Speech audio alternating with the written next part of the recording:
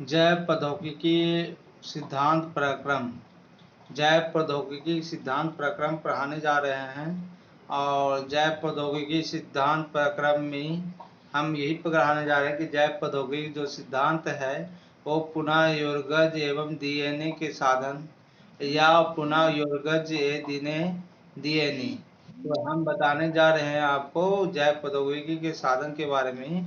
तो क्या पढ़ाने जा रहे हैं, जरा ध्यान से देखिएगा।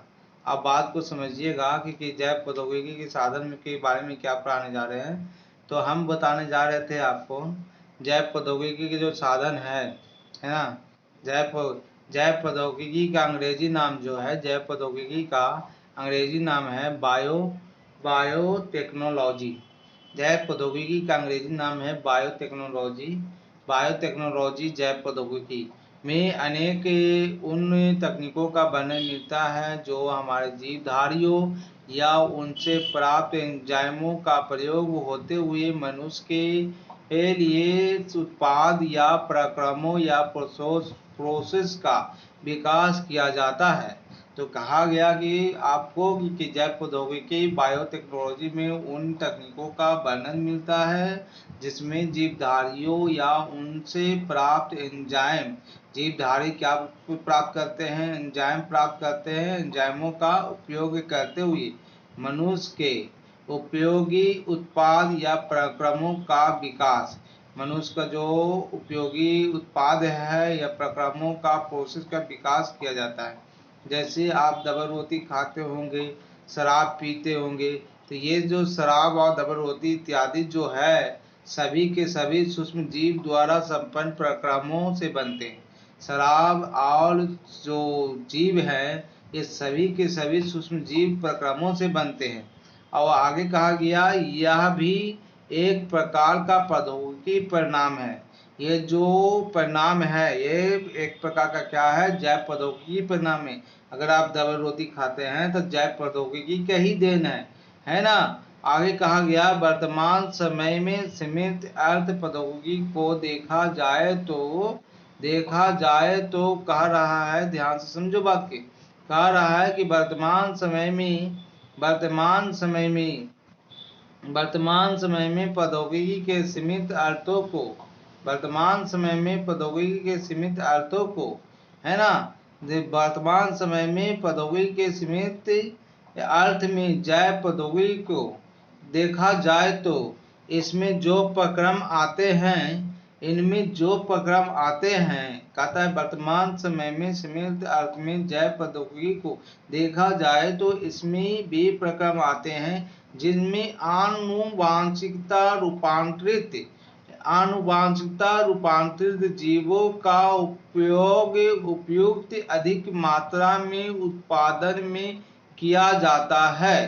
कह रहा है कि इस जिनमें आनुवांशिकता रूपांतरित करते, इसका अंग्रेजी नाम हो गया जेनेटिकली मॉडिफाइड। तो आनुवांशिकता रूपांतरित जीवों का उपयोग है ना उपयुक्त पदार्थों को अधिक मात्रा में उत्पादन के लिए किया जाता है। मतलब कि जीवों में जो आनुवांशिक गुण है, जो जातीय गुण है, उसमें अगर बदलाव कर दिया जाए तो वो जो हमारा जो उत्पाद है जिसका उपयोग करते हैं, जो उसका हम खाते पीते हैं, उसकी मात्रा में ज़्यादा उत्पादन हो सकता है, हो जाएगा, है ना। आगे चलकर इन प्रक्रमों, तकनीकों, समावेशों और प्रौद्योगिकी में किया गया। ये जो आगे चलकर अनेक प्रक्रम हुआ है ना, प्रक्रमों मध्य की क्रिया, अनेक प्रक्रम ने क्रिया, तकनीकी तथा समावेश जैव प्रौद्योगिकी में किया गया। उदाहरण दे रहा है कि पात्रे का इंग्लिश नाम में होता है इन विट्रो। तो पात्रे निषेचन द्वारा प्रनरी का शिशु का निर्माण, जीन का है ना, पात्रे उदाहरण में आपका है पात्रे इनबिल्ट निषेचन शिशु, पात्रे इनबिल्ट निषेचन शिशु का निर्माण है ना, निषेचन द्वारा प्रखंडरी शिशु का निर्माण।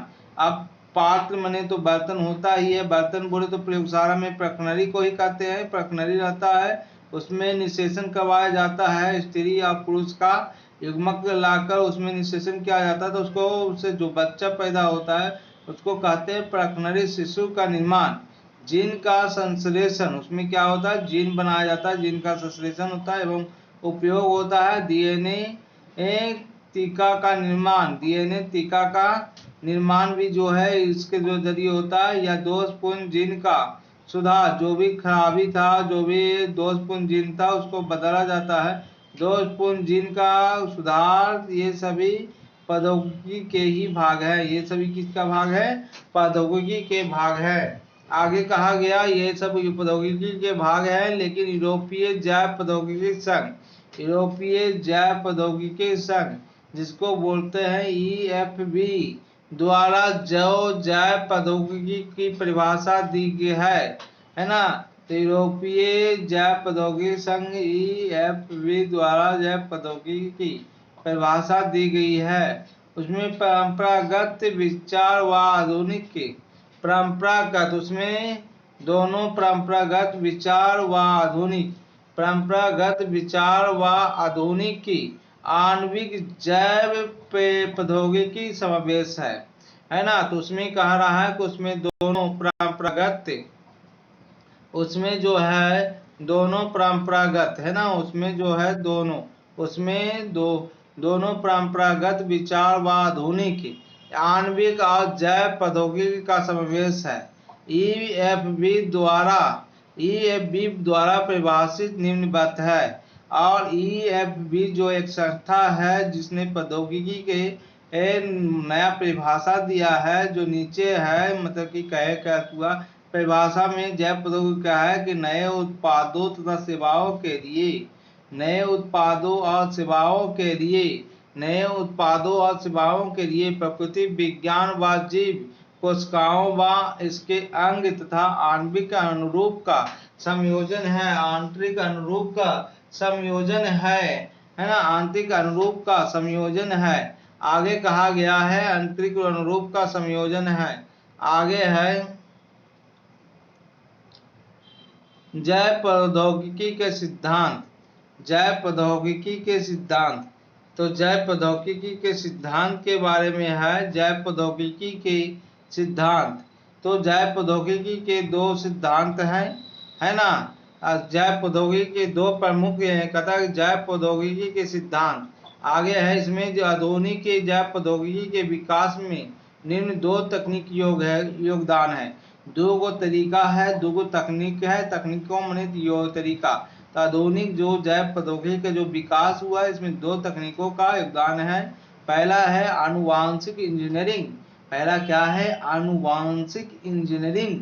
इस तकनीक द्वारा आनुवांशिक पदार्थ, इस तकनीक द्वारा आनुवांशिक पदार्थ है ना, इस तकनीक द्वारा आनुवांशिक पदार्थ जिसको कहते हैं DNA या RNA, आनुवांशिक पदार्थ दो होते हैं DNA और RNA के रसायनों से, है ना, आनुवांशिक पदार्थ के रसायनों से में रसायन में कर इसे परपोषित जीव में प्रवेश कराकर, है ना, आनुवांशिक पदार्थ को रसायन में कर, है ना, रसायन में कर परपोषित जीवों में प्रवेश करवा कर, है ना, इसमें समलसनी में परिवर्तन करते हैं, इसके समलसनी में परिवर्तन करते हैं, क्या करते हैं, समलसनी में परिवर्तन करते हैं।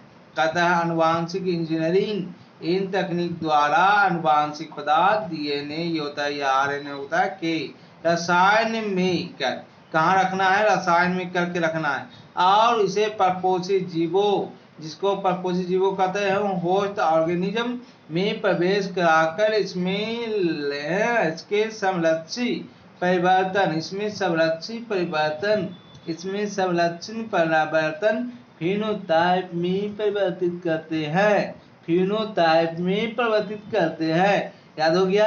आगे कहता है जैव प्रक्रम रासायनिक इंजीनियरिंग प्रक्रमों में रोगाणुरहित, कहता है जैव प्रक्रम और रासायनिक इंजीनियरिंग प्रक्रमों में रोगाणु रहित। दूसरा विधि बताया जा रहा है जैव प्रक्रम रासायनिक इंजीनियरिंग प्रक्रमों में रोगाणुरहित, है ना, जैव प्रक्रम और रासायनिक इंजीनियरिंग प्रक्रमों में रोगाणुरहित, रोगाणुरहित, है ना, रोगाणुरहित। तो रोगाणुरहित के बारे में थोड़ा सा चर्चा करेंगे।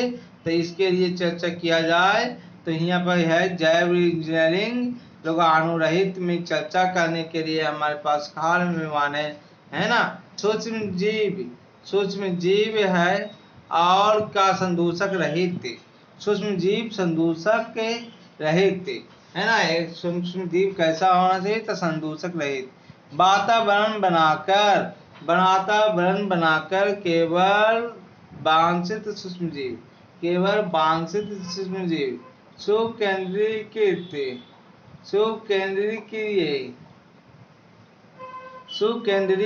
कहता है सूक्ष्म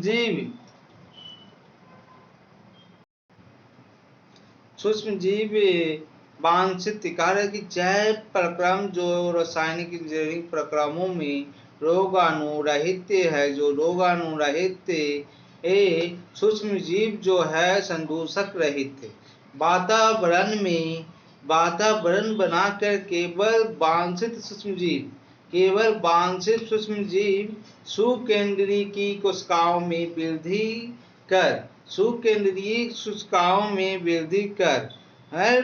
कर अधिक मात्रा में जैव प्रौद्योगिकी उत्पादक जैसे जैविक एंटीबायोटिक टीके एंजाइम आदि का निर्माण किया जाता है। अब आधुनिक इंजीनियरिंग प्रक्रमों में के सिद्धांत के बारे में अध्ययन करेंगे। अब जो हम आधुनिक इंजीनियरिंग के सिद्धांत के बारे में अध्ययन करेंगे, है ना, तो संभवतः आप लैंगिक जनन रिप्रोडक्शन की अपेक्षा लैंगिक जनन के फायदे के बारे में जानते हैं। हाँ, लैंगिक जनन में कम फायदा होता है, कम विभिन्नता होता है, लैंगिक जनन में ज्यादा विभिन्नता होता है ना। फायदा के बारे में जानते हैं। अलैंगिक जनन में आनुवांशिक सूचनाओं को परिरक्षित रखता है। जो अलैंगिक जनन है वो जैसा उसका बाप था वैसा ही उसका बेटा ही करता है, यानी आनुवांशिक सूचनाओं को परिरक्षित रखता है। बाहर से कोई मतलब नहीं, सुरक्षा रखता है, बाहर के अतिथियों से सुरक्षा रखा जाता है। जबकि लैंगिक जनन में विविधता विशिष्ट आनुवांशिक व्यवस्था के संयोजन का प्रतिपादन का अवसर मिलता है, कहता है। जबकि लैंगिक जनन जो है बाहर का जीन अंदर है ना, दूसरे जीन मिलकर उसके विशिष्ट विभिन्नता व विशिष्टता आनुवांशिक व्यवस्था का संयोजन का प्रतिपादन करने का उसको अवसर मिलता है। हर एक तरह का जीन इसमें बदलाव होते रहता है, जो जीवों की आबादी हेतु लाभकारी हो सकता है। जो जीव अगर बढ़ना चाहे, मौसम बदले तो जीन बदल जाता है, तो फैलाव हो सकता है। लैंगिक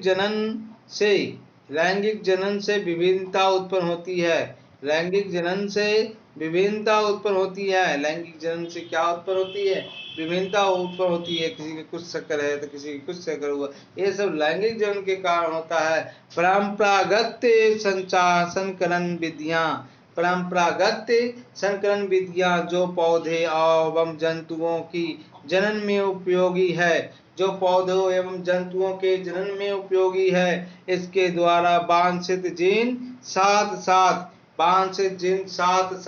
अवांछित जीन का समावेश व गुणन हो जाता है। अवांछित जीनों का समावेश व गुणन हो जाता है। उपयुक्त कमियों को दूर करने हेतु आनुवांशिक इंजीनियरिंग तकनीक में जीन क्लोनिंग एवं जीन स्थानांतरण का उपयोग कर पुनः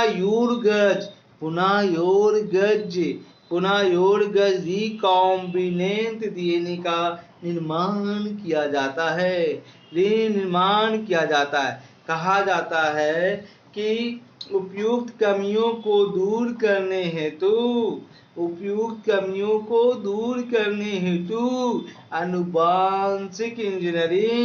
आनुवांशिक इंजीनियरिंग तकनीक में जीन क्लोनिंग एवं जीन हस्तांतरण कर, जीन क्लोनिंग मैंने चुन के हटा देना, जीन हस्तांतरण मत डाल देना कर उपयोग कर पुनः योजगत डीएनए रिकॉम्बिनेंट डीएनए का निर्माण किया जाता है। पुनः योजगत डीएनए रिकॉम्बिनेंट डीएनए का निर्माण किया जाता है, जिससे वांछित जीन के केवल एक या एक से अधिक वांछित जीन चुने हुए जीवों में हस्तांतरित करते हैं। बिना अवांछित जीनों के केवल एक या एक से अधिक वांछित जीनों के चुने हुए जीन में हस्तांतरित करते हैं।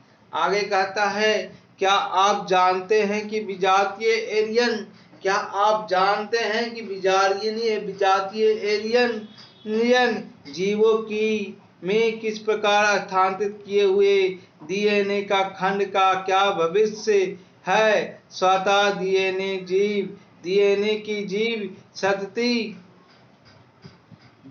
के जीव शक्ति कोशिकाओं को स्वयं गुणित नहीं हो पाएगी, किंतु जब डीएनए की अदलता के जीनोम से जुड़ जाता है, तब यह गुणित होकर परपोषित डीएनए के साथ वंशागत हो जाता है।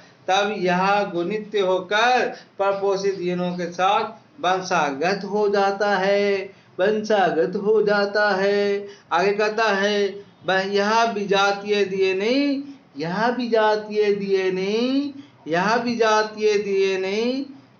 कहता है यह विजातीय डीएनए का अंग है ना, यह विजातीय डीएनए का खंड गुणसूत्र हो जाता है, जिससे प्रतिकृति करने की क्षमता है। यह एक गुणसूत्र विशिष्ट डीएनए अनुक्रम होता है, जिसे प्रतिकृतियन रेप्लिकेशन का उत्पत्ति करते हैं, और जो प्रतिकृतियन के लिए उत्तरदायी है। किसी भी जीव विजातीय या खंड के गुणन के लिए गुणसूत्र है ना, कि विजातीय डीएनए खंड के गुणन इसे गुणसूत्र का अंग होना आवश्यक है। इसमें विशिष्ट अनुक्रम मिलता है, जिसे प्रतिकृति का मूल ऑरिजिन ऑफ रेप्लिकेशन कहते हैं। इस प्रकार विजातीय डीएनए की प्रतिकृति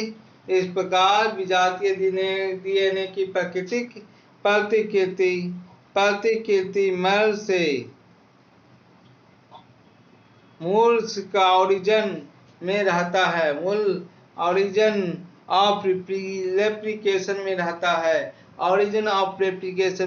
है। इस प्रकार विजातीय प्रतिकृति के मूल से विजातीय प्रतिकृति से जुड़ा रहता है। डीएनए विजातीय खंड परपोषित जीव में स्वयं प्रतिकृति व गुणन संरचना का निर्माण करती है, ताकि डीएनए का विजातीय परपोषित जीव स्वयं प्रतिकृति व गुणित संरचना का निर्माण कह सकते हैं। अब एक से पुनर्योजन डीएनए के निर्माण के बारे में अवश्य करेंगे। अब एक कृत्रिम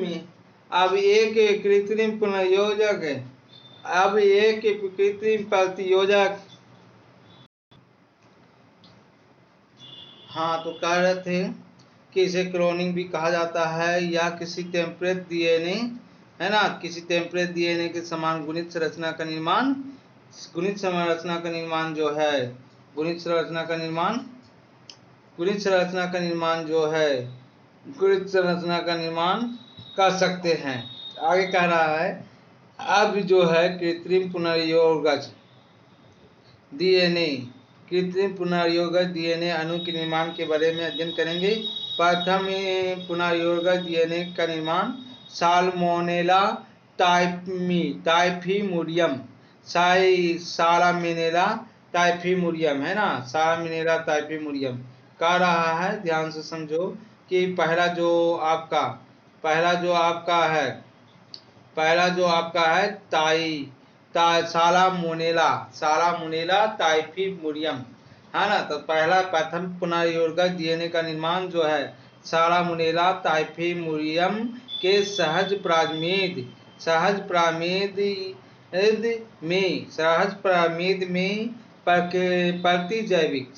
प्रामीद में प्रतिजैविक प्रतिरोधी कुतन जीन के जुड़ने से हो सका था।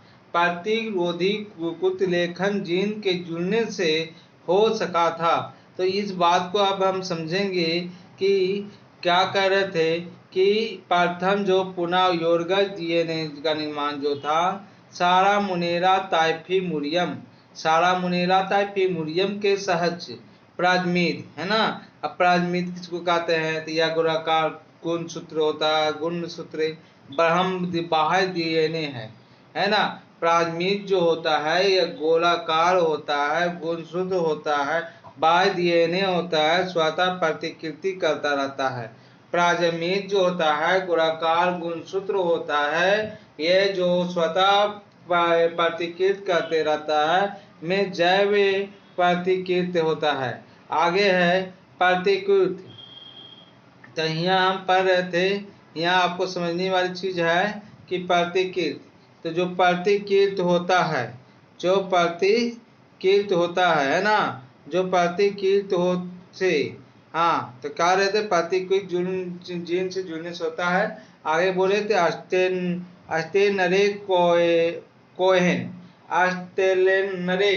अस्टेनरे कोहेन व हार्वर्ट बोयल ने 1972 ईस्वी में प्लाज्मिड से डीएनए का टुकड़ा काटकर संपन्न किया, जिसमें प्रतिजैविक के प्रतिरोधन प्रदान करने के लिए जिम्मेदार जीन था।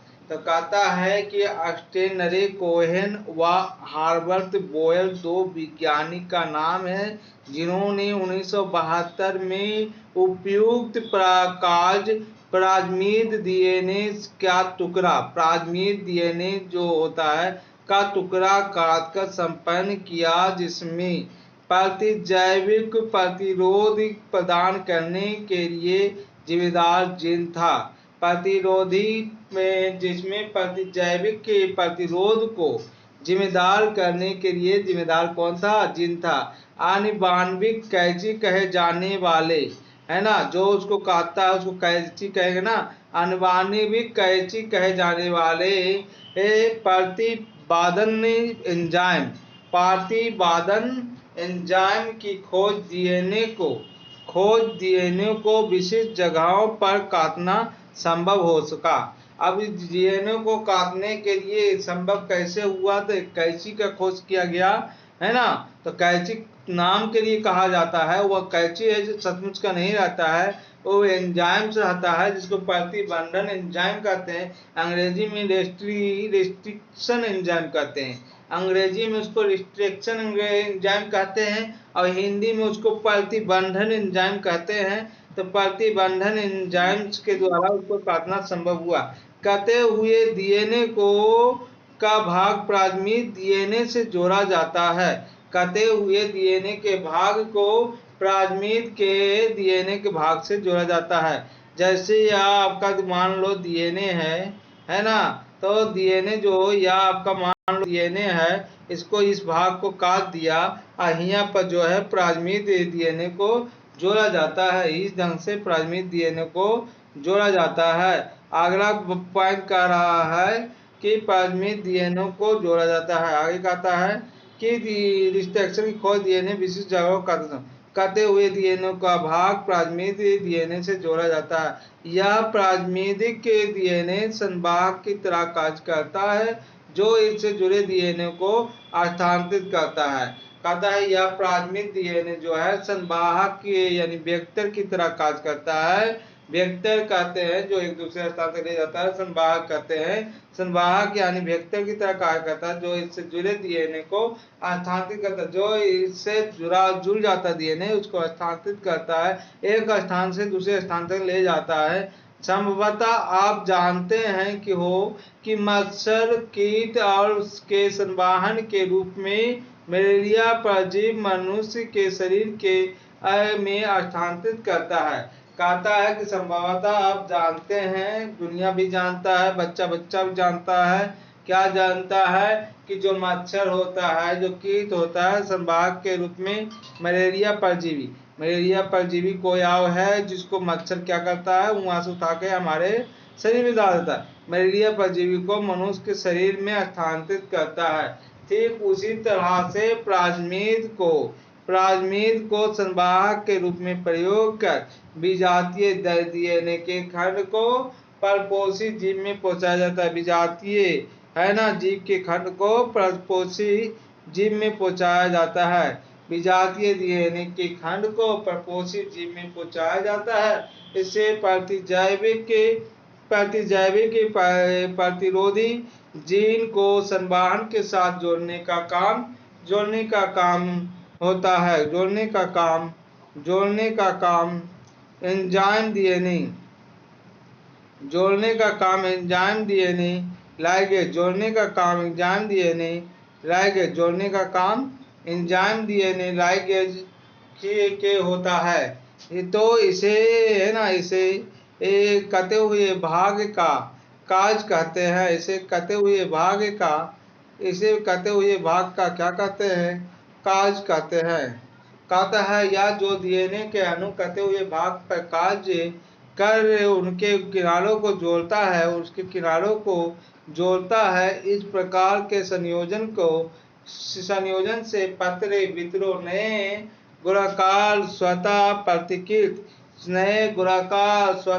प्रतिकृति बनने वाले डीएनए का निर्माण होता है, जिसे पुनः योजगत डीएनए कहते हैं। जब यह डीएनए एशेरिकिया कोराई एक जीवाणु जो सल्मोनेल से काफी मिलती जुलती है, एक जीवाणु है जो सल्मोनेल से काफी मिलती जुलती है, उसका नाम एशेरिकिया कोराई है। एशेरिकिया कोराई एक जीवाणु जो सल्मोनेल से काफी मिलती जुलती में स्थानांतरित किया जाता है। यह एक नए प्रपोषित डीएनए पॉलीमरेज एंजाइम का प्रयोग कर अनेक प्रतिकृति बना लेते हैं। प्रतिजैविक प्रतिरोधी जीन प्रतिरोधक के जैविक जीन प्रति का इकोराई गुणन जैविक के प्रतिरोधन जीन का क्लोनिंग कहलाता है। आप क्या अनुमान लगा सकते हैं कि जीव के आनुवांशिक रूपांतरण में मूलभूत 3 चरण हैं। आप अनुमान लगा सकते हैं जीन के आनुवांशिक रूपांतरण में मूलभूत 3 चरण होते हैं। वांछित जीन युक्त डीएनए की पहचान, वांछित जीन मूलभूत डीएनए की पहचान, चिन्हित डीएनए का परपोषी में हस्तांतरण, चिन्हित डीएनए का परपोषी में स्थानांतरित डीएनए के परपोषी में सुरक्षित रखना तथा उनकी संतति को में हस्तांतरित करना। पुनः योजगत के डीएनए के साधन, पुनः योजगत डीएनए तकनीक के साधन कहते हैं जब हम, है ना, कहते हैं कि जब हम, है ना, चर्चा से जान चुके हैं कि आनुवांशिक इंजीनियरिंग पुनः योरगज, आनुवांशिक पुनः योरगज डीएनए के तकनीकी सभी, है ना, सब तभी संभव हो सकती है जब हमारे पास तकनीकी साधन जैसे प्रतिबंधन, एंजाइम, पॉलीमरेज, लाइंजाइम, लाइगेज संवहन प्रपोषित जीव हो, लाइगेज संवहन प्रपोषित जीव हो। अब इनमें से कुछ के बारे में विस्तृत अध्ययन करेंगे। इनमें से कुछ के बारे में हम विस्तृत अध्ययन करेंगे। हाँ, विस्तृत अध्ययन करेंगे। तो कहा जा रहा है कि वर्ष 1963 ईस्वी में, वर्ष 1963 में एंजाइम का पृथक किया गए जो ई कोलाई जीवाणु भोजी बैक्टीरिया फेज की वृद्धि को रोक देता है। बैक्टीरिया फेज, वर्ष 1963 में दो एंजाइम पृथक किए गए जो ई कोलाई के में जीवाणु भोजी बैक्टीरिया फेज को वृद्धि को रोक देता है। इसमें से एक डीएनए मिथिल समूह को मिलता है। इसमें से एक डीएनए मिथिल के समूह से जुड़ता है, जबकि दूसरा डीएनए को काटता है। बाद वाले एंजाइम को प्रतिबंधन या एंडोन्यूक्लिएज कहा जाता है। प्रतिबंधन या एंडोन्यूक्लिएज कहा गया। जब प्रथम प्रतिबंधन न्यूक्लिएज हिंद-2, जिसका आकार डीएनए न्यूक्लियोटाइड विशिष्ट क्रम पर निर्भर हो तथा 5 वर्ष बाद पृथक किया और पहचाना गया, ऐसा पाया गया तो डीएनए अणु उस विशेष से बिंदु पर कटौती करते हैं जहां यह सहस्राब्दी युग्म बेस पर एक विशिष्ट अनुक्रम होता है। विशिष्ट क्षारक अनुक्रम को हिंद-2, इस अनुक्रम को हिंद या हिंद-2 इस अनुक्रम को इस विशिष्ट क्षारक के अनुक्रम को हिंद-2 को पहचान अनुक्रम कहते हैं।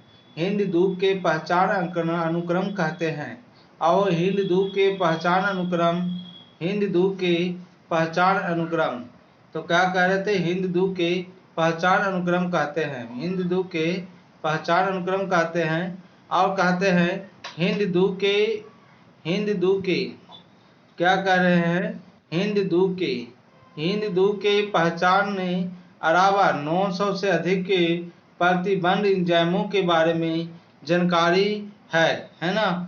900 से अधिक प्रतिबंध एंजाइम, जो एंजाइम जिनको काटते हैं उसके बारे में जानकारी हुआ है, जिसमें से 230 जो है 230 से अधिक के प्रभेदों स्ट्रेच से पृथक किए गए हैं।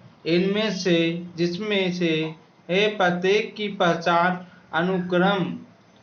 अनुक्रमों को पहचानते हैं। जिनमें से प्रत्येक की पहचान अनुक्रमों को पहचानते हैं। आगे कहा गया, इन नामकरण में परंपरानुसार नाम का पहला शब्द वंश और दूसरा एवं तीसरा शब्द पराकेंद्रीय कोशिकाओं से की जाती है। नाम का पहला जो शब्द है वंश और दूसरा एवं तीसरा जो शब्द है, पहला शब्द जो है वंश से और दूसरा और तीसरा जो शब्द है पराकेंद्रीय कोशिकाओं से की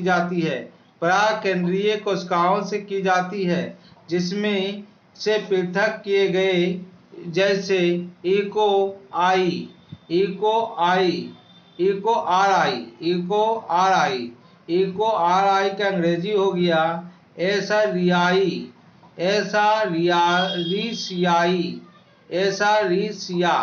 एसारीसिया कोराई।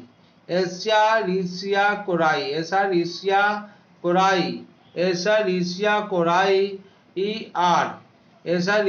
कोराई आर बाई। 13 इको आर वर्ण में है ना, आर प्रभेद नाम से लिया गया, आर प्रभेद के नाम से लिया गया। नाम के बाद रोमन अंक के उस क्रम को दर्शाते हैं, आर के बाद रोमन अंक उस क्रम को दर्शाते हैं जिसके जीवन के प्रभेद से एंजाइम पृथक किए जाते हैं, जिनके जीवाणु के है ना, जिसको जीवाणु के प्रभेद से एंजाइम को पृथक किए जाते हैं, एंजाइम को पृथक किए जाते हैं। आगे है प्रतिबंध एंजाइम। प्रतिबंध जो एंजाइम है न्यूक्लियेजेज कहलाने वाले एंजाइम के बड़े वर्ग से आते हैं, है ना। प्रतिबंध का जो एंजाइम है, प्रतिबंधन एंजाइम जो है न्यूक्लियेजेज कहलाने वाले एंजाइम के बड़े वर्ग से आते हैं। एक्सोन्यूक्लियेज दो प्रकार के होते हैं। एक्सोन्यूक्लियेज जो है दो प्रकार के होते हैं। एक्सोन्यूक्लियेज जो है दो प्रकार के होते हैं। एक्सोन्यूक्लियेज जो होता है दो प्रकार के होते हैं। इंडोन्यूक्लियेज जो है इंडोन्यूक्लियेज, एक्सोन्यूक्लियेज और इंडोन्यूक्लियेज। एक्सोन्यूक्लियेज दो प्रकार के होते हैं और इंडोन्यूक्लियेज डीएनए के सिर से न्यूक्लियोटाइड को अलग करते हैं, न्यूक्लियोटाइड को अलग करते हैं, न्यूक्लियोटाइड को अलग करते हैं, न्यूक्लियोटाइड को अलग करते हैं। हाँ, तो क्या कह रहे थे, याद है ना। तो ये कह रहे थे कि एवं एंडोन्यूक्लियेज और एक्सोन्यूक्लियेज डीएनए के सिर से न्यूक्लियोटाइड को अलग करते हैं। एंडोन्यूक्लियेज जो है एक्सोन्यूक्लियेज डीएनए के सिर से, है ना, कहते हैं कि प्रतिबंधन एंजाइम न्यूक्लियोएज कहलाने वाले एंजाइम को बड़े वर्ग में आते हैं। न्यूक्लियोसोन्यूक्लियेज दो प्रकार के होते हैं। न्यूक्लियोज सोनोक्लियेज, है ना। क्या कह रहा था, जब बात को समझो, है ना। कह रहा था, ध्यान से समझो, कह रहा था न्यूक्लियेजेज कहलाने वाले एंजाइम बड़े दो वर्ग में आते हैं। प्रतिबंधन एंजाइम जिसको न्यूक्लियेजेज कहलाते हैं दो बड़े वर्ग में आते हैं। एक का नाम है ना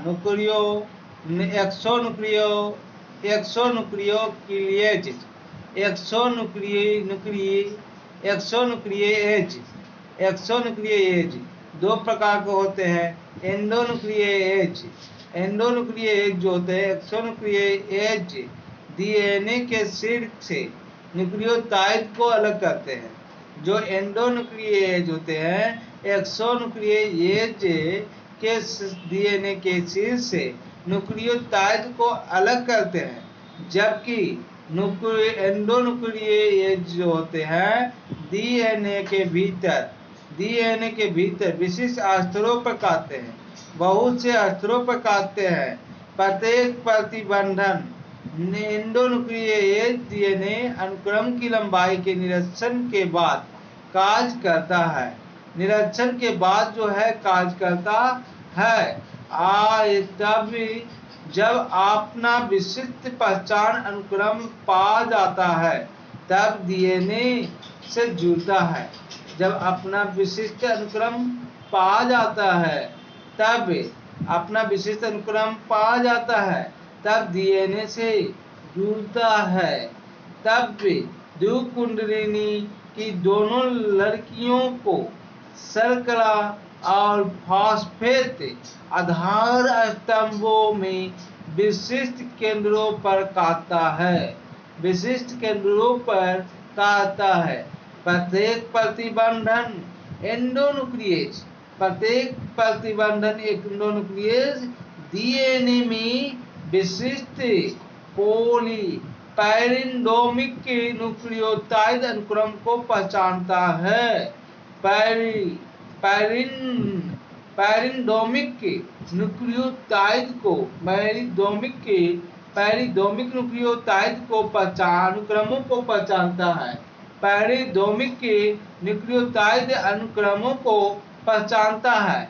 पैरिडोमिक न्यूक्लियोटाइड के अनुक्रमों को पहचानता है। आगे कह रहा है प्रतिबंधन एंजाइम की क्रिया। प्रतिबंधन एंजाइम की क्रिया, देखो यह प्रतिबंधन एंजाइम की क्रिया है। यह एंजाइम की दोनों लड़ियों के एक स्थान पर काटता है, एक स्थान पर काटता है। दोनों लड़ियों को काट रहा है ना। एको के 1 डीएनए के क्रम में GAA-TIC के रहने पर डीएनए को बेस G व A के बीच से काटता है। G और A के बीच से आता है। यहाँ पर क्या है GATTC है ना, GATTC। और इसको देखो ये संवाहक डीएनए है और इको और बन है, इके और बन है और इसको काटा जा रहा है। इस ढंग से इसको काटा जा रहा है, देख रहे हैं ना। तो इसको काटने के उपरांत जो है आपको इस ढंग से प्राप्त हुआ। इसमें नीचे एक छोड़ दिया और इसमें से एक ऊपर से निकाल लिया, तो इस ढंग से काट आपको प्राप्त हुआ है ना। लिखा हुआ है चिपचिपा छोर, क्या लिखा हुआ है चिपचिपा छोर, क्या लिखा हुआ है चिपचिपा छोर, क्या लिखा हुआ है चिपचिपा छोर। कहता डीएनए जो है टुकड़े चिपचिपा छोर से जुड़ते हैं। किससे जुड़ते हैं? चिपचिपा छोर से जुड़ते हैं। डीएनए के टुकड़े चिपचिपा छोर से जुड़ते हैं। आगे है पुनः योरगज डीएनए पुनः योरगज डीएनए प्रतिबंध एंजाइम और इको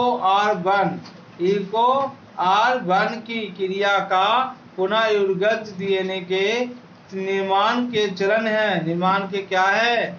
चरण है। निर्माण के चरण है। आगे देखो यहाँ पर पुकार रहा है कि क्या आप जानते हैं कि पेरिड्रोम क्या है? क्या आप जानते हैं कि पेरिड्रोम क्या है? पेरिड्रोम के बारे में पूछा जा रहा है। क्या आप जानते हैं कि पेरिड्रोम क्या है? पेरिड्रोम क्या है? ये वर्णों के समूह को आगे व पीछे दोनों तरफ से पढ़ने पर एक ही शब्द बनता है, एक ही शब्द बनता है। जैसे आपका मलयालम उल्टा पढ़ो या सीधा पढ़ो एक ही शब्द आता है। उधर से भी मलयालम और आगे से भी मलयालम। शब्द को पेरिड्रोम और डीएनए पेरिड्रोम में अंतर क्या है? शब्द पेरिड्रोम और डीएनए पेरिड्रोम में क्या अंतर है?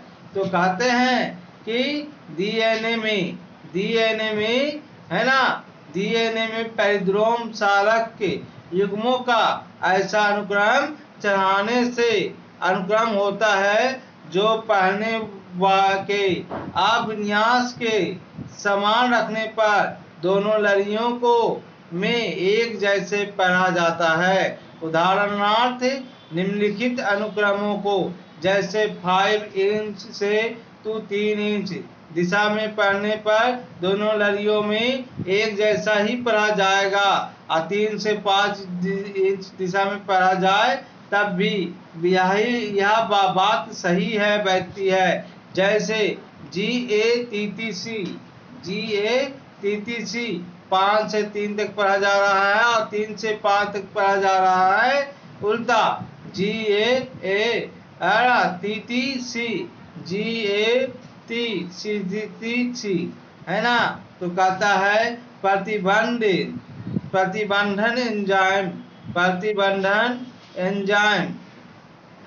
प्रतिबंधन एंजाइम डीएनए लड़ी 2 पेरिड्रोम स्थान में एक के केंद्र में थोड़ी दूरी पर लेकिन विपरीत लड़ियों के 2 समान क्षारकों के बीच काटते हैं, जिससे के फलस्वरूप सिर पर एक लड़ियों का भाग रह जाता है। प्रत्येक लड़ी पल्लवी मिलाते हैं। प्रत्येक लड़ी में पल्लवी फैलाव मिलते हैं, जिन्हें चिपचिपा कहते हैं। ये देखो बाहरी डीएनए है, क्या है, ध्यान देना, ये बाहरी क्या है, डीएनए है, ये बाहरी डीएनए है। और ये आपका क्या है, संवाहक डीएनए प्लाज्मिड। तब कहता है कि एक ही प्रतिबंध एंजाइम दोनों बाहरी डीएनए व संवाहक डीएनए को विशिष्ट स्थानों पर काटता है। इसको भी देखो काट दिया, इसको भी काट दिया और इसको भी काट दिया, देख रहा है, ये दोनों को काट दिया। और लाइगेज से बाहरी डीएनए को प्लाज्मिड से जोड़ता है। जोड़ने का काम कौन करता है, लाइगेज जो है बाहरी डीएनए को प्लाज्मिड के साथ जोड़ देता है। या देखो जोड़ दिया, कौन जोड़ दिया, लाइगेज जोड़ दिया। उसके बाद क्या हो रहा है, उसके बाद जो हो रहा है, पुनः योलगज डीएनए के अणु जो बना उसको पुनः योलगज कहते, उसके डीएनए का अणु पुनः रूपांतरण है ना, रूपांतरण या हस्तांतरण होता है, रूपांतरण और हस्तांतरण होता है। और फिर इसका निर्माण हो जाता है ई कोलाई क्लोनिंग होस्ट है ना, ई कोलाई कोश का विभाजन हो रहा है। पुनः योलगज का एक इधर पुनः योलगज डीएनए का आलेखीय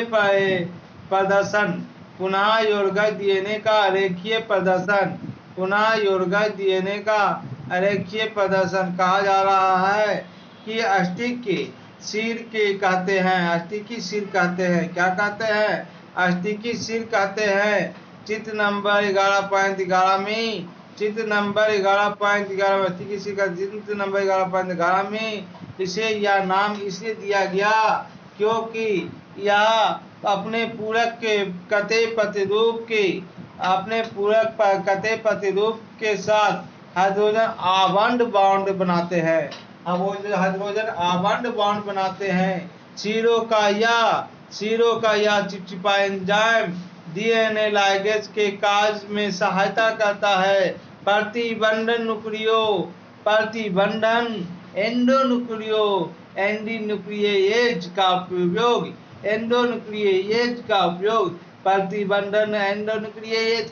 उपयोग आनुवांशिक इंजीनियरिंग में डीएनए के पुनर्योग्य से अणु बनाने में किया जाता है। कह रहा है कि प्रतिबंधन एंडो आनुवांशिक इंजीनियरिंग में डीएनए के पुनर्योग्य अणु बनाने में किया जाता है। तो जो विभिन्न स्रोतों या जीनोम से प्राप्त डीएनए से मिलकर बना होता है।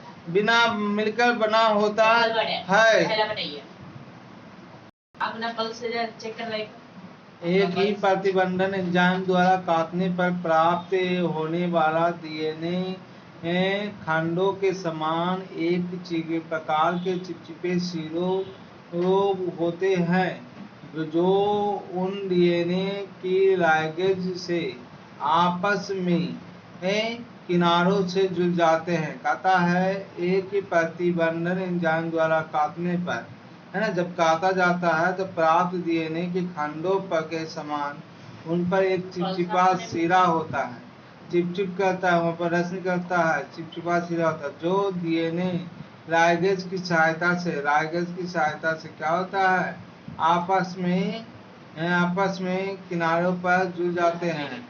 किनारों पर क्या होता है, जुड़ जाता है। आगे है जुड़ जाते हैं।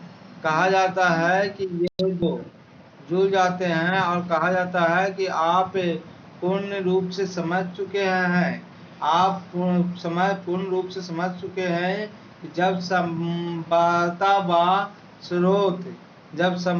व स्रोत रेखित प्रतिबंधन एंजाइम द्वारा नहीं काटे जाते, जब एक ही प्रतिबंधन एंजाइम नहीं काटे जाते, तब पुनः योलगज संवाहक अणु का निर्माण नहीं हो सकता।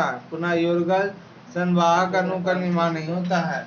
जब पूर्ण रूप से आप समझ चुके हैं की समानता जब संवाहक व स्रोत डीएनए एक ही प्रतिबंधन एंजाइम द्वारा नहीं काटे जाते हैं, तब पुनः युग्मगत संवाहक अणु का निर्माण नहीं होता।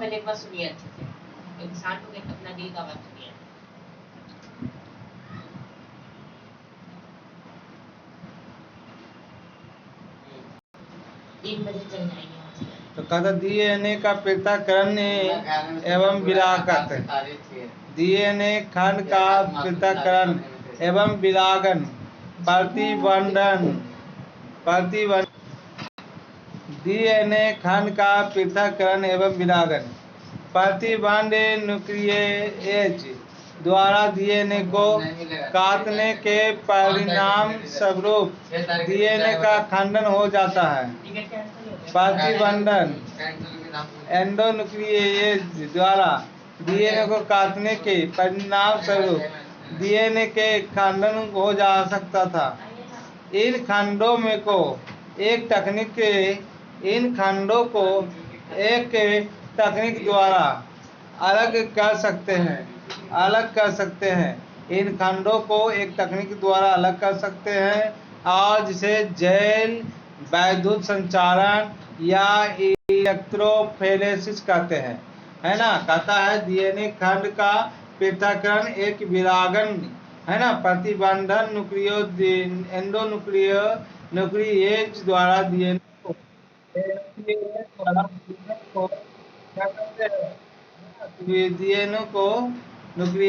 डीएनए को काटने के परिणाम स्वरूप डीएनए का खंडन हो जाता है।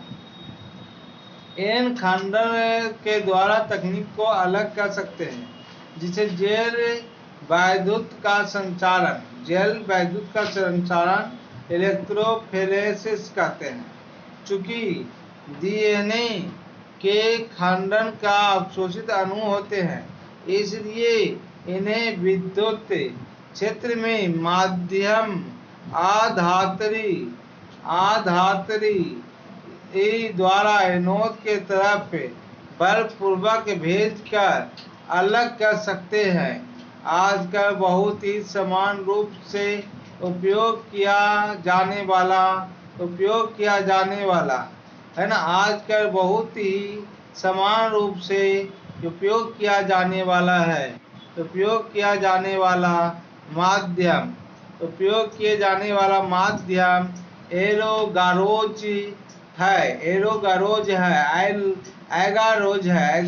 माध्यम एगारोज है, जो समुद्री घास सी बीज से निकाला गया है। एक बहुलक पॉलीमर है। डीएनए खंडों को एगारोज जेल के सरणी प्रभावी द्वारा उनके आकार के अनुसार अलग करते हैं। इस कारण खंड जितने छोटे आकार के होंगे वे अधिक दूर तक जाएंगे, जितने प्रकार छोटे होंगे वे अधिक दूर तक जाएंगे। 13.3 में दिखाया, देखिए अनुमान लगाकर कि जेल के किस प्रतिपद लादा था। पृथक्कृत डीएनए को तभी देखा जाता है जब डीएनए इथिडियम ब्रोमाइड नमक यौगिक से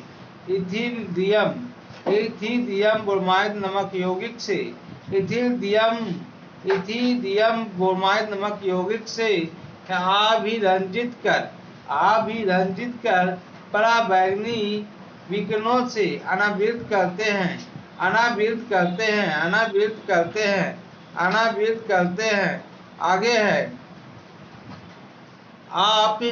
आगे कहता है कि आप शुद्ध डीएनए को दृश्य को प्रकाश में बिना अभिरंजित किए नहीं देख सकते हैं। आप शुद्ध डीएनए खंड को दृश्य प्रकाश में बिना अभिरंजित किए नहीं दे सकते हैं। इथिदियम ब्रोमाइड अभिरंजित जेल को बैगनी प्रकाश में अनावृत करने पर डीएनए चमकीली नारंगी रंग की पत्ती में दिखाई पड़ती है। कहता है एथिल ब्रोमाइड से अभिरंजित करके, एथिल ब्रोमाइड से निहार के उसको अभिरंजित करके, है ना, जेल को प्रबैंगनी प्रकाश के, कैसा प्रकाश, प्रबैंगनी प्रकाश के अनावृत करने पर डीएनए की चमकीली नारंगी रंग की पत्ती दिखाई पड़ती है। डीएनए की वृत्ताकृत पत्तियों को नेगारोज जेल से काट कर निकालते हैं और जेल के टुकड़ों से निष्कासित एक्सट्रैक्ट कर लेते हैं। इन प्रक्रियाओं को सालन के कहते हैं। कहता इस तरह शुद्ध किए गए डीएनए को क्रोनिक संवाहन से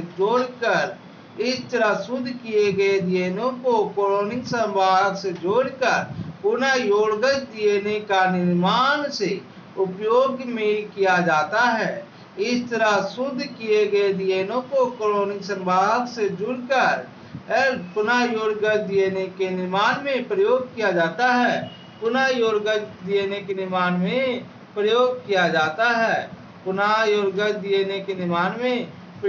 जाता है। पढ़ना है क्रोनिक संवाहक किसे कहते हैं। क्रोनिक संवाहक के बारे में जानकारी लेते हैं। आप जानते हैं कि प्लाज्मिक जीवाणुभोजी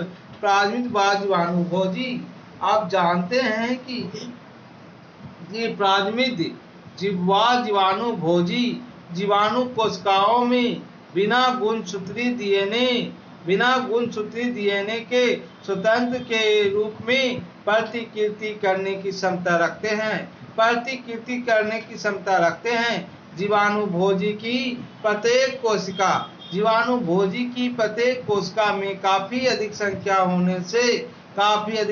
होने से जीवाणु कोशिका में इसके जीनोम की कई प्रतिकृति मिलती है। कुछ प्लाज्मिड की प्रति कोशिका केवल 1 या 2, जबकि दूसरे 15 से 100 प्रतिकृति मिलती है। दूसरों की 15 से 100 प्रतिकृति मिलती है। इनकी संख्या भी ज्यादा हो सकती है। यदि हम विजातीय डीएनए खंड को जीवाणुभोजी या प्लाज्मिड डीएनए के साथ जोड़ सके तो जीवाणुभोजी या प्लाज्मिड की प्रतिकृति संख्या समान गुणित कर सकते हैं। वर्तमान समय में उपयोग किए जा रहे संवाहक इस प्रकार से तैयार किए जाते हैं कि इन्हें बाहरी डीएनए से जोड़ने व अपूर्ण यौगिकों के पुनः योड़गज के चयन में सहायता मिलती है। संवाहक में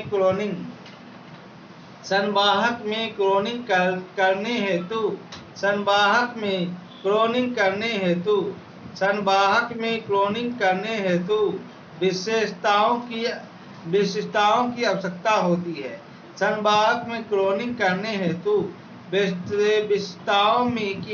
आवश्यकता होती है। प्रतिकृतियान का उत्पत्ति ओरी का उत्पत्ति जिसको ओरी का आरंभ कहते हैं। प्रतिकृतियान का उत्पत्ति कैसे होता है। यह वह अनुक्रम है जहाँ प्रतिकृतियान शुरुआत होती है। यह वह अनुक्रम है जहाँ प्रतिकृतियान शुरुआत होती है, और जब कोई डीएनए कोई खंड इस अनुक्रम से जुड़ जाता है, जब कोई डीएनए कोई अनुक्रम इस अनुक्रम से जुड़ जाता है, तब प्रपोशी के अंदर प्रतिकृति ही कर सकता है, तब प्रपोशी कोशिकाओं के अंदर प्रतिकृति कर सकता है। यह अनुक्रम जोड़े गए डीएनए के प्रतिरूपों की संख्या के नियंत्रण के लिए उत्तरदायी है। यह अनुक्रम जोड़े गए डीएनए के प्रतिरूप संख्या को नियंत्रण करने के लिए उत्तरदायी है। इसलिए यदि कोई लक्ष्य डीएनए की काफी संख्या प्राप्त करना चाहता है तो उसे ऐसे संवाहक को क्लोन करना चाहिए। ऐसे संवाहक को क्लोन करना चाहिए। ऐसे संवाहक को क्लोन करना चाहिए। ऐसे संवाहक को क्लोन करना चाहिए जिसका मूल आध्यात्मिक प्रतिरूप बनाने में सहयोग है। वर्ण योग चित्र, वर्ण योग चित्र जिसको ओरी वर्ण योग चित्र जिसको कहते हैं ओरी, है ना। वर्ण योग चित्र ओरी के संवाहक है ना। ओरी के संवाहक वर्ण योग चित्र की आवश्यकता होती है। वर्ण योग चित्र की आवश्यकता होती है जो अरूपांतरित नॉन ट्रांसफॉर्मेंट्स की पहचान व उसे समाप्त करने में सहायक हो, और रूपांतरों की चलनात्मक वृद्धि को होने दे।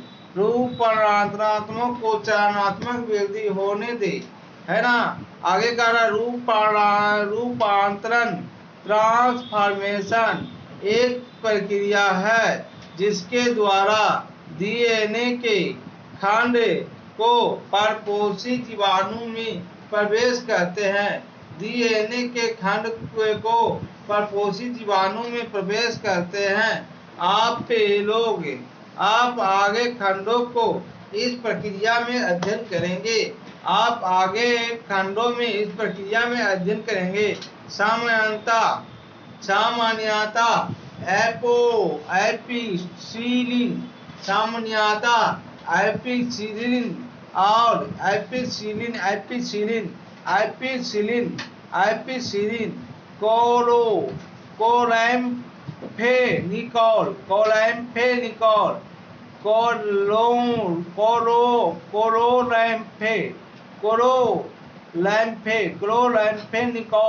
क्लोराम्फेनिकोल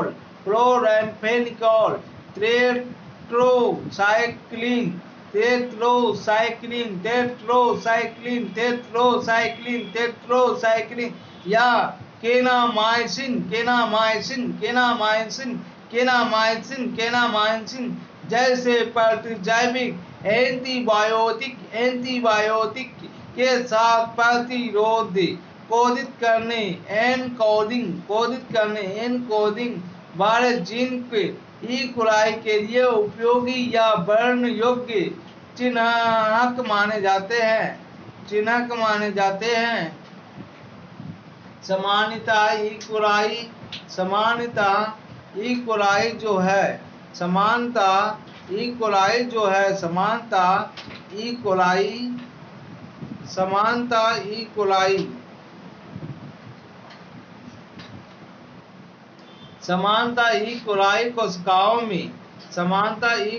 कोशिकाओं में किसी प्रतिजैविक या प्रतिरोधकता नहीं होता है।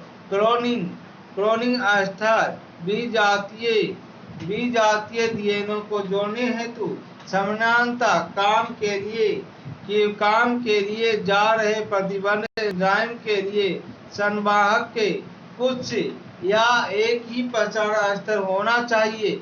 संवाहक के अंदर से एक से अधिक पहचान अस्तर होने इसके कई खंड बन सकते हैं जो जीन क्लोनिंग को जटिल बना देते हैं। चित्र नंबर 1195, विजातीय डीएनए के बंधन उन दोनों प्रतिजैविक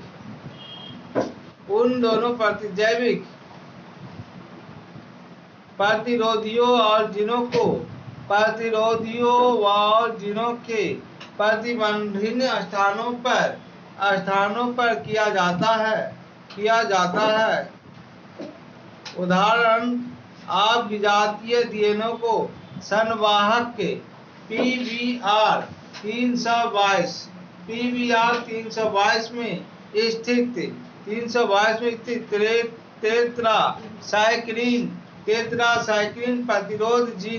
टेट्रासाइक्लिन प्रतिरोध जीन के स्थान जोड़ सकते हैं। पुनः योरगज प्लाज्मिड का टेट्रासाइक्लिन प्रतिरोध बाहरी डीएनए के निवेशन से समाप्त हो जाता है, लेकिन रूपांतरज कोष टेट्रासाइक्लिन युक्त माध्यम पर फैलाकर इसका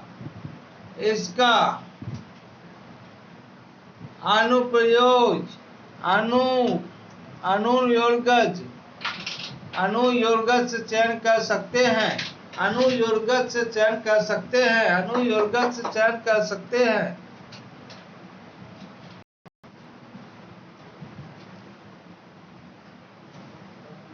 कह रहे थे कि आप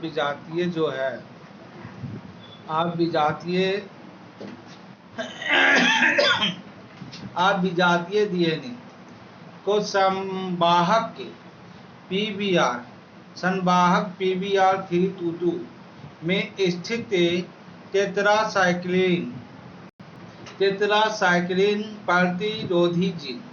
टेट्रासाइक्लिन प्रतिरोधी जीन के स्तर से जोड़ सकते हैं। पुनः योरगज प्लाज्मिड का टेट्रासाइक्लिन प्रतिरोध बाहरी डीएनए के निवेशन से समाप्त हो जाता है, लेकिन रूपांतरज को टेट्रासाइक्लिन युक्त माध्यम पर फैलाकर इसका आप पुनः योरगज से चयन कर सकते हैं। एपी-सीरिन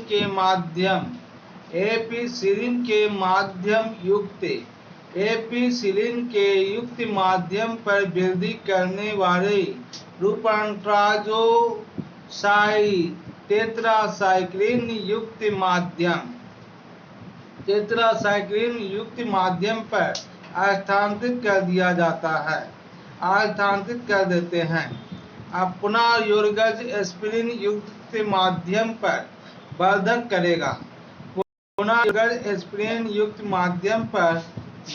करेगा, लेकिन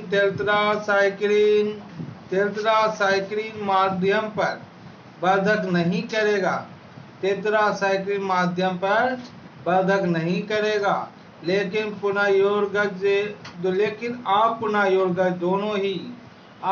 योरगज दोनों ही प्रतिजैविक युक्त माध्यम पर वर्धन करेगा। कहता है इस मामले में प्रतिजैविक प्रतिरोधी जीव रूपांतरण के चुनाव में सहायता करता है, जबकि दूसरा प्रतिजैविक जीन विजातीय जीन के डीएनए के निवेशन से निष्क्रिय हो जाता है। आगे है आपका निष्क्रिय हो जाता है और पुनः योरगज चुनाव में सहायता करता है। आगे है आपका पुनः योरगज चुनाव में सहायता करता है। कहा जाता है प्रतिजैविक के निष्क्रियण के कारण पुनर्योगज का चयन एक जटिल विधि है। प्रतिजैविक निष्क्रियण के कारण पुनर्योगज का चयन एक जटिल विधि है।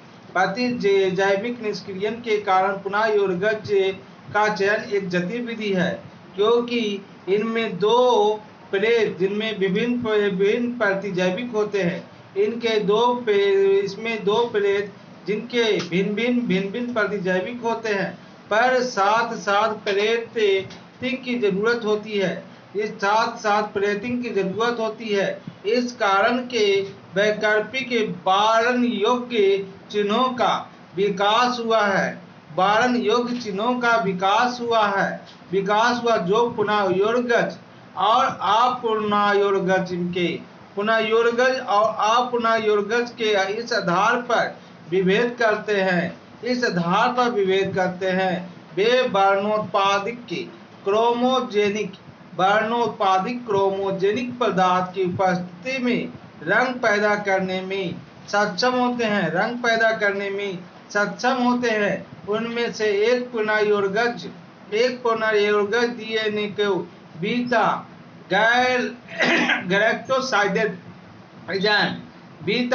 ग्लाइकोसाइडेज एंजाइम के कोडिंग अनुक्रम को अंतःस्थापित करते हैं, जिससे एंजाइम संश्लेषित करने वाला जीन निष्क्रिय हो जाता है।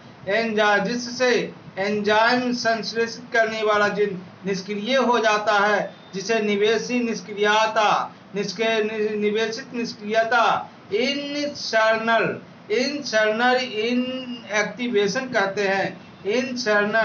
इनएक्टिवेशन कहते हैं। यदि जीवाणुओं में प्लाज्मिड में